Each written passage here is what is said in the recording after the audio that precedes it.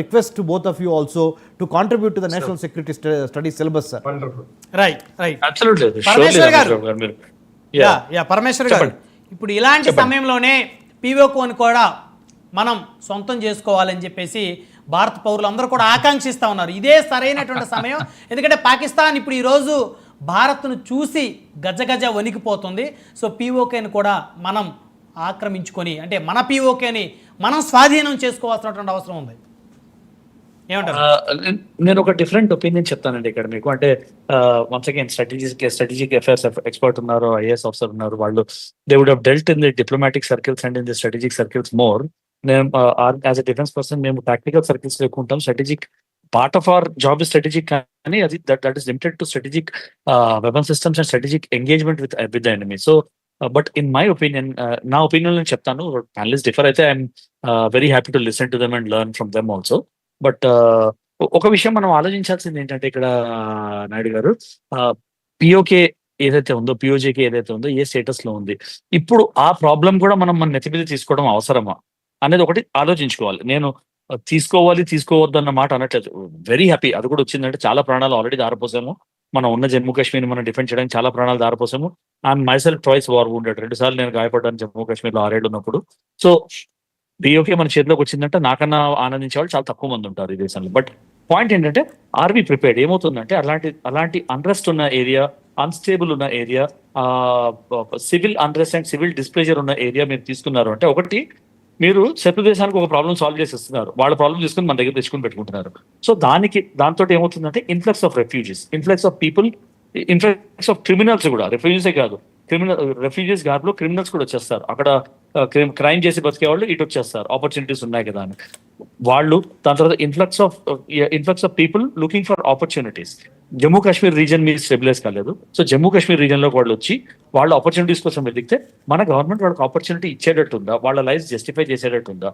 ఈ క్వశ్చన్స్ అన్ని స్ట్రాటజికల్ గా ఆన్సర్ చేసి ఇంప్లికేషన్స్ ఏంటి ఇప్పుడు మనం తీసేసుకుంటే, పిఓజేకేని తీసేసుకున్నాము అంటే మనకి ఇంప్లికేషన్స్ ఏంటి, లేకపోతే దాన్ని కొన్నాళ్ళు ఇంకా పాకిస్తాన్ ఇంకా అదపాతాడానికి తొక్కేం దాకా వాళ్ళ దగ్గర నుంచి, దాని తర్వాత మాకు వద్దు బాబాయ్ మీరే తీసుకోండి అని వాళ్ళంతటా వాళ్ళు ఇచ్చేదాకా వాళ్ళని ఫోర్స్ చేయడము అనేది బెటర్ స్ట్రాటజీ అనేది ఒకసారి మనం ఆలోచించుకోవాలండి. ఎందుకంటే I'm sure this debates are happening in the government circles. I'm sure defence forces are being involved. Defence combined defence forces అందరినీ ఇన్వాల్వ్ చేస్తున్నారు కూడా నాకు బాగా నమ్మకం ఉంది. అందరూ అలానే వాటి తీసుకున్నారు అంటే యాజ్ లా అబైడింగ్ సిటిజన్స్ మనం అందరం సపోర్ట్ చేస్తాము. కానీ వాటికి strategic and long term and short term implications చాలా ఉంటాయి. వాటి అన్నిటిని మనం ఎక్స్ట్రాపులేట్ చేసుకుని వీటికి మన ప్రిపరేషన్ ఎంత ఉంది, మనం ఎంతవరకు వీటిని మీట్ అవ్వగలుగుతాము, ఎంతవరకు వాళ్ళ లైఫ్ ప్రాబ్లమ్స్ ని యాక్చువల్ గా సాల్వ్ చేయగలుగుతాం. ఎందుకంటే ఒకటి ఎమోషనల్ ఇష్యూ, అది మన కంట్రీ పార్ట్ మనం తీసేసుకోవాలి అని. బట్ రెండోది చాలా ఇంపార్టెంట్ విషయం ఏంటంటే హ్యూమన్ ఇష్యూ. అక్కడ ఉన్న మనుషుల్ని మనము ఇప్పుడు అక్కడ ఉన్న పాపులేషన్ ని మనం తీసుకొచ్చి మన దగ్గర పెట్టుకుని వాళ్ళని చూసుకునే ఆపర్చునిటీ మనకు ఉందా కాశ్మీర్లో, పొజిషన్ మనకు ఉందా కాశ్మీర్లో, ఆ పొజిషన్ లో మనం ఉన్నామా? దానిలో మళ్ళీ పాకిస్తాన్ ఇంటర్ఫియర్ అయితే మనకి ఎంత పెద్ద ప్రాబ్లం అవుతుంది, పాకిస్తాన్ చైనా ఇంటర్ఫియర్ అయితే. అది కాకుండా మనం చూసుకోవడానికి మన దగ్గర ఏం రిసోర్సెస్ ఉన్నాయి, మన ఎంగేజ్మెంట్ ఎక్కడి దాకా పెంచాలి. Automatically once you take over మన డిఫెన్స్ ఫోర్సెస్ తీసుకెళ్ళి అక్కడ పెట్టాలి పిఓజేకేలో. ఆ టెరెన్ మనకు అంత బాగా తెలియదు. ఇంటెలిజెన్స్ ఇన్పుట్స్ ఉన్నాయి కానీ మనం వెళ్ళి వాక్ చేసి చూసేంత దాకా ఒక టెరెన్ ని as an army soldier who's walked almost 60-70% of Kashmir లో నేను వాక్ చేసి ఆపరేషన్స్ చేశాను.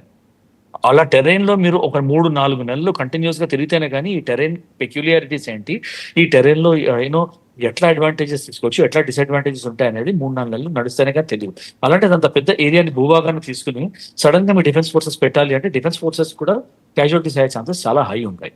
సో వీటిలన్నిటికీ మనం తయారున్నామా, వీటిలన్నిటికీ మనకి ప్లాన్స్ ఉన్నాయా, వీటిలన్నిటికీ మనం ఎటువంటి ప్రిపేర్డ్నెస్ ఉంది, మనం ఎట్లా మీట్ అవుతాం ఈ ఛాలెంజెస్ అని ఆలోచించుకొని దాని తర్వాత తీసుకోవాలి. Short term, long term, that is something నేను చాలా ఫామ్ గా సపోర్ట్ చేస్తానండి. పిఓజేకే మన అంతర్భాగము. పిఓజేకే కోసమని మనము ఇన్నాళ్ళు ఇన్ని ప్రాణాలు దారిపోసాం, ఇన్ని వనరులు, ఇన్ని రిసోర్సెస్, ఇంత డబ్బు, ఇంత టైమ్, ఇంత మెంటల్ పీస్, ఇన్ని ప్రాణాలని దారిపోసాము.